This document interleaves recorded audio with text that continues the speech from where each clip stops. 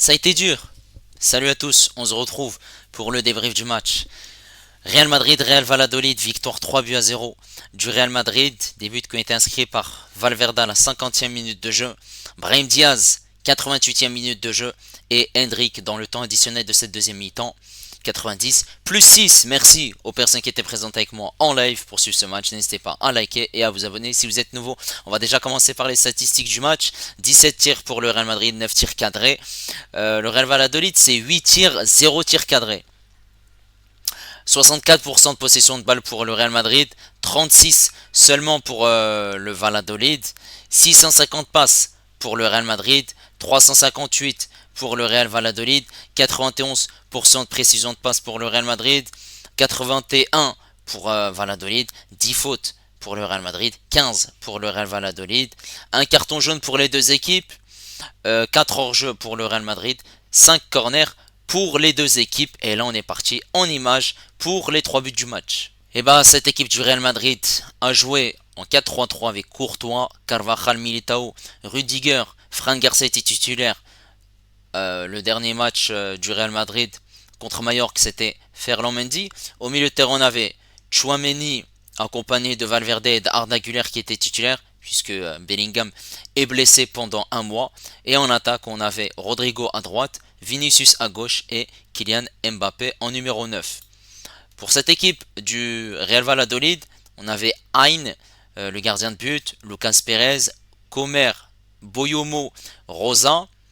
On avait également au milieu de terrain Juric et Perez, Machi à gauche, Bessengue et André les deux buteurs et Sanchez à droite. Voilà, c'était plutôt un 4-4-2.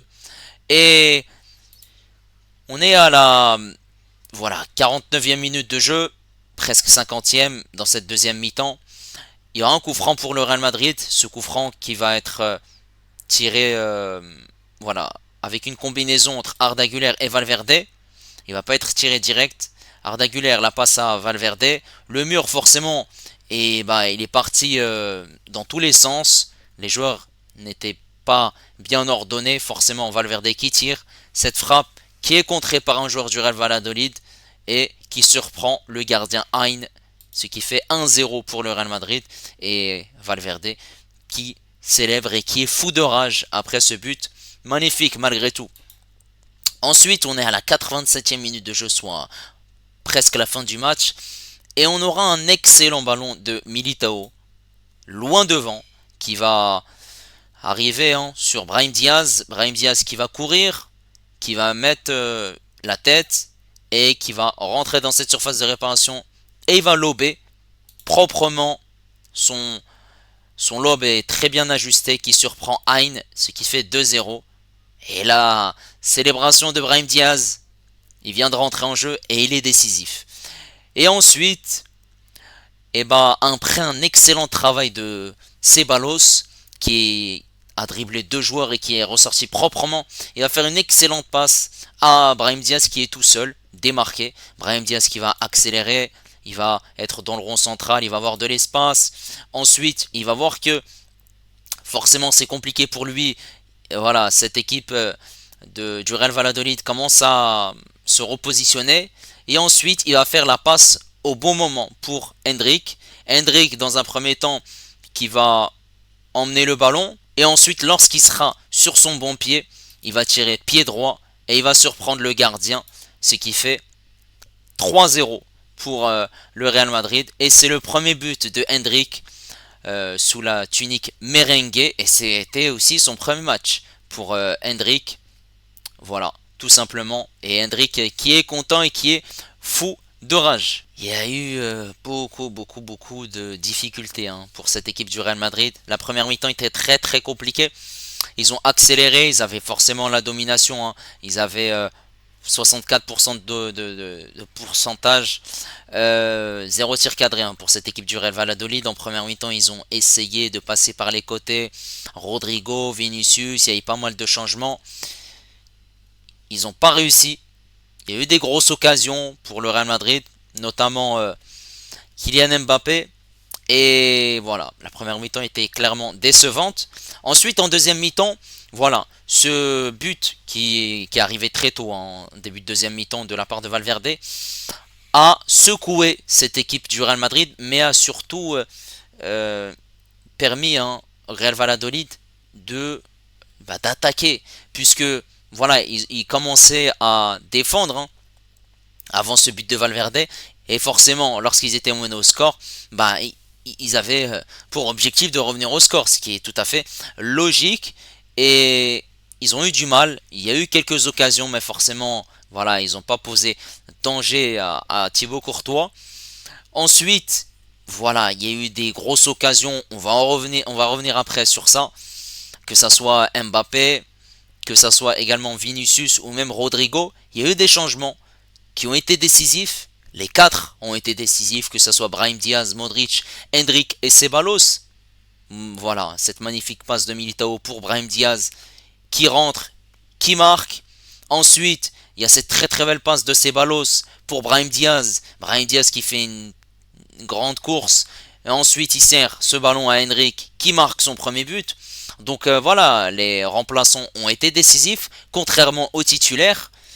Et même s'il y a 3-0, ce 3-0 ne reflète pas du tout la physionomie de ce match. Et là, on va partir pour la prestation des joueurs du Real Madrid. Et Thibaut Courtois a fait un match tranquille, intéressant. Il n'a pas eu grand-chose à faire, puisque cette équipe du Real Valladolid n'a pas cadré.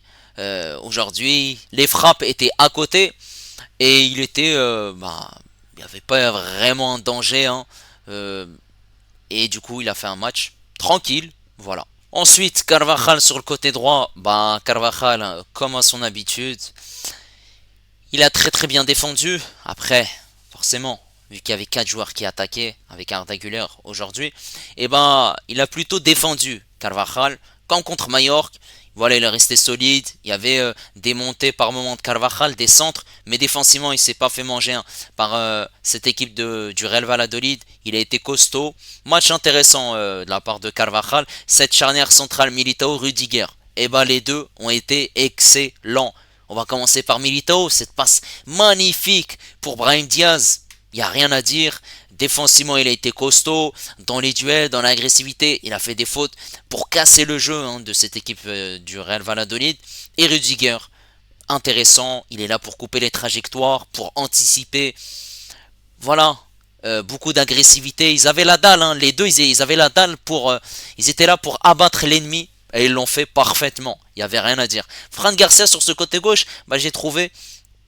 Il a fait un match correct. Voilà. Il y a eu des débordements sur son côté. Il essaye d'apporter offensivement. Défensivement, il n'a pas été mis en danger. Il anticipait. Il y avait une couverture avec Tchouaméni qui venait se glisser en tant que troisième défenseur lorsque le Real Madrid avait le ballon. Et donc Fran Garcia était un cran plus haut par rapport à Carvajal. Voilà, ses centres n'ont pas abouti. Il essayait tant bien d'apporter, mais forcément il ne pouvait pas monter énormément sur ce couloir gauche puisqu'il y avait Vinicius. Ensuite, au milieu de terrain, on avait Tchouaméni. Alors, Tchouaméni, il y avait du déchet technique, surtout en première mi-temps. Première mi-temps, des passes ratées, beaucoup de déchets techniques. Voilà. C'était pas top tout ce qu'il faisait. Et par la suite, en deuxième mi-temps, je trouve que c'est largement mieux. Et voilà, il est rentré largement meilleur dans son match. En deuxième mi-temps, il a anticipé, il a gagné des duels. Et il essayait aussi de jouer plus rapidement au niveau de ses passes. Voilà, match dans l'ensemble correct pour Tchouaméni. Ensuite, Valverde a fait un excellent match. Valverde a été élu homme du match. Et Valverde était très très très influent dans ce milieu de terrain. Il a marqué, il a été décisif, il a essayé d'apporter offensivement, il jouait rapidement, il essayait aussi de servir ses partenaires pour apporter des solutions offensives. Et il se projetait.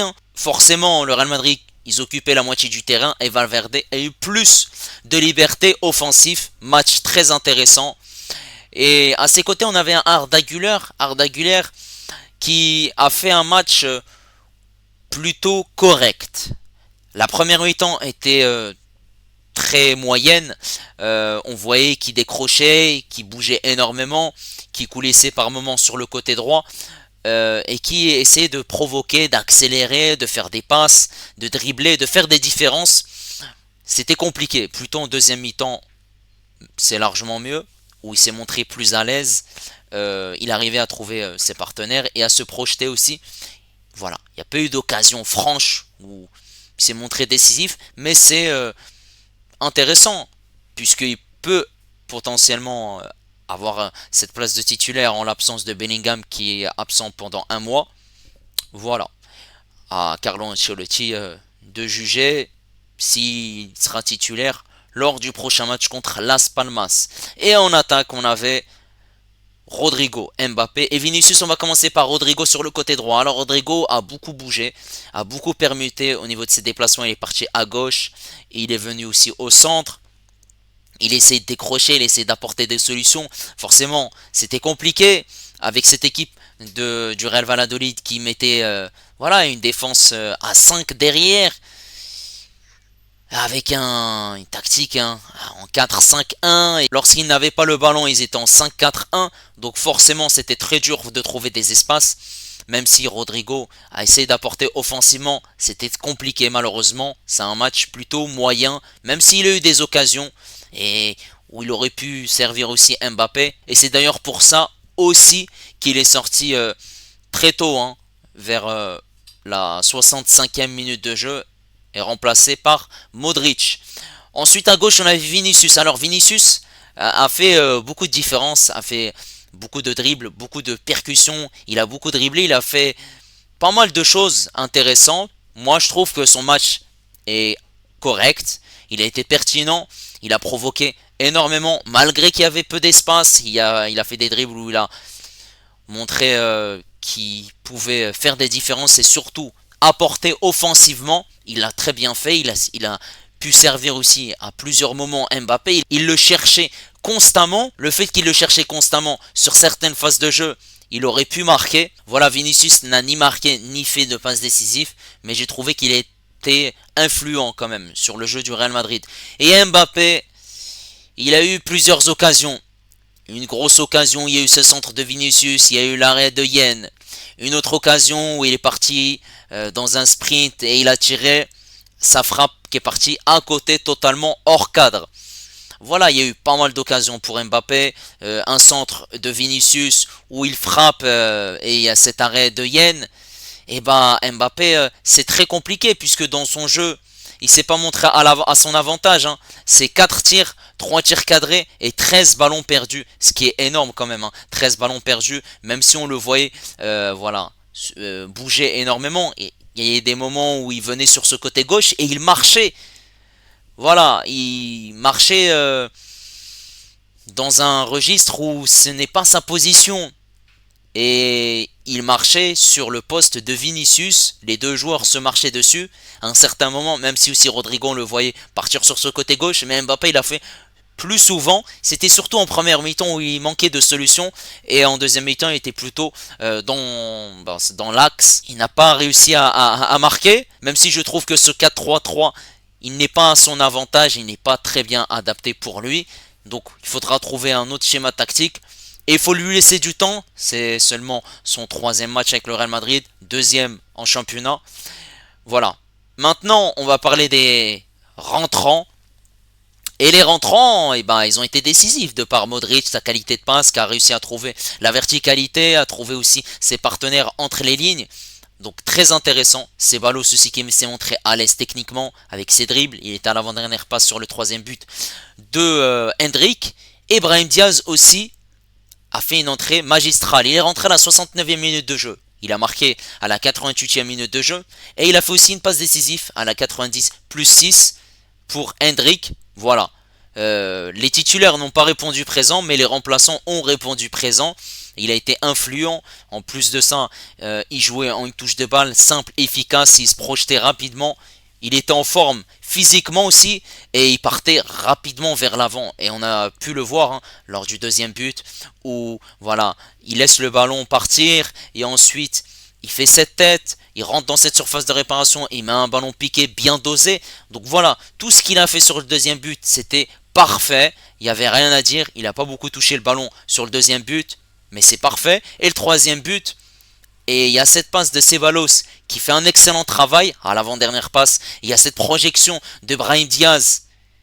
Il voit que il peut pas marquer sur voilà un sprint tout seul puisque cette défense revient et il attend le très très bel appel de Hendrick. Voilà, il y a cette talonnade et ensuite il y a ce magnifique but de Hendrick et voilà, depuis la saison dernière, Brahim Diaz, depuis qu'il rentre en jeu, il est décisif et il marque. Je trouve qu'il doit avoir plus de temps de jeu, voire potentiellement avoir une place de titulaire, sachant que Bellingham est blessé pendant une longue période. Voilà, c'est un problème de riche pour Carlo Ancelotti et Hendrick, qui voilà aussi est rentré dans les dernières minutes de cette rencontre et qui est aussi marqué. Mbappé qui ne marque pas, mais Hendrick marque. Et ça, c'est satisfaisant.